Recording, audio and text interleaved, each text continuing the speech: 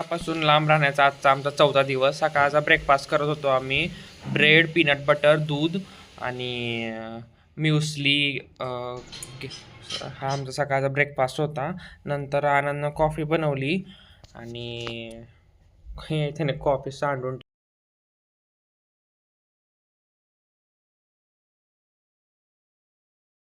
त्यानं कॉफी बनवायला घेतली होती. आमच्याकडे कप नव्हते अजून, त्यामुळे तो वाटीतच बनवत होता आणि त्याला सांडली बनवता बनवता सगळ्या किचन ओट्यावर आणि फरशीवर पण कॉफी सांडली. त्या शर्टावर पण थोडेसे शिंतोडे उडाले होते आणि भिंतीवर पण कॉफी उडाली होती. सगळीकडे कॉफी सांडली होती.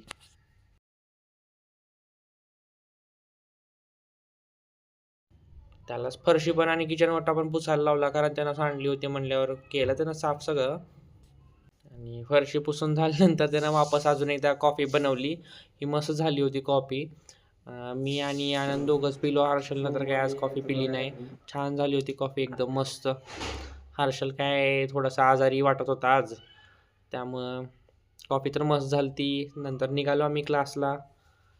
हे लिफ्टमध्ये तसा आज थोडासा उशीर झाला होता. बस पकडायची होती आमची. 9ची बस तर गेली. नंतरची मग आता 9:15ची बस होती. मग आम्ही निघालो बस पकडल्याला. बस पण भेटली आम्हाला लवकर. मग आम्ही रामटेकडीला उतरलो आणि क्यू स्पायडरला गेलो.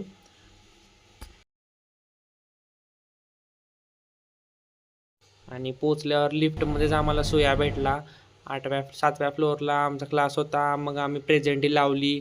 QR स्कॅन करावा लागतो, मग अशी प्रेझेंटी लागली जाते आमची. आणि क्लासरूममध्ये जाऊन बसलो नेहमीप्रमाणे. आणि आमच्या फ्लोअरवरून पुण्याचा व्ह्यू काही असा दिसतो. म्हणजे ही आजूबाजूला MIDC आहे हडपसरची आणि ते मेनोरा टाउनशिप आहे.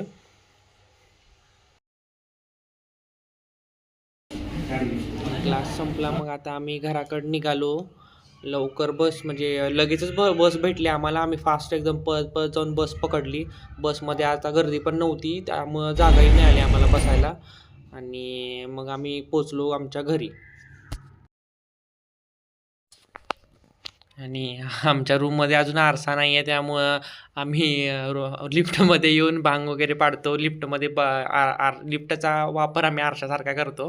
घरी आल्यानंतर स्वयंपाक बनवायला सुरुवात केली. ती आज भेंडीची भाजी आणि चपाती बनवणार होतो. मग मी माझ्या नेहमीप्रमाणे मी कणिक बनवत होतो. अंड्यानं बाकी चपाती वगैरे केली. जेवण झालं की लगेचच तो आवरून ग्राउंडसाठी निघाला आणि तो गेला ग्राउंडवर.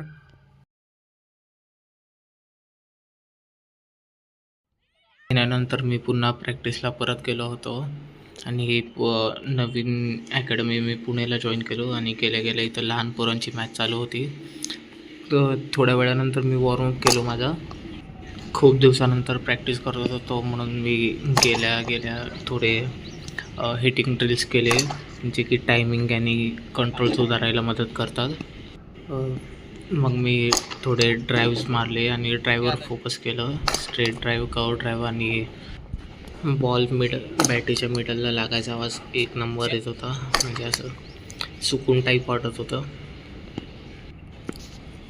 हिटिंगची मी 10 ते 12 सेट्स केलो. त्यानंतर थोडं स्वीप शॉटचं पण प्रॅक्टिस केलो मी. शॉट्स वगैरे चांगले बसत होते.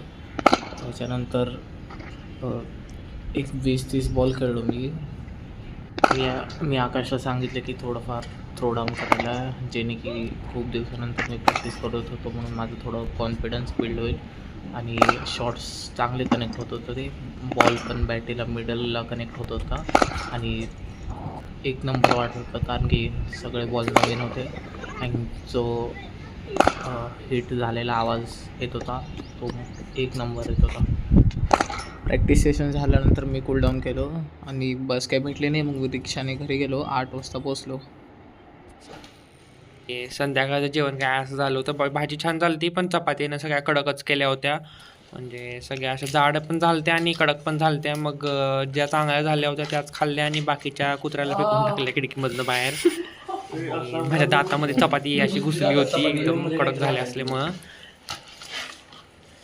बघा किती कडक झाल्या होत्या, एकदम अशा खारीसारख्या हाताने तुटत होत्या सगळ्या चपात्या. खारी झाली खारी.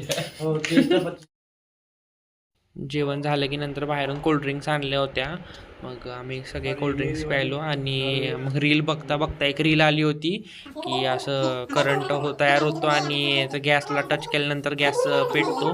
मग आम्ही ह्या दोघांना ट्राय करायचं होतं तर माझ्यावरच ट्राय केलं या दोघांनी, पण गॅस काय पेटलाच नाही. आमचा एक्सपेरिमेंट एकदम फेल झाला. पण या दोघांनी माझं लय हाल केलं.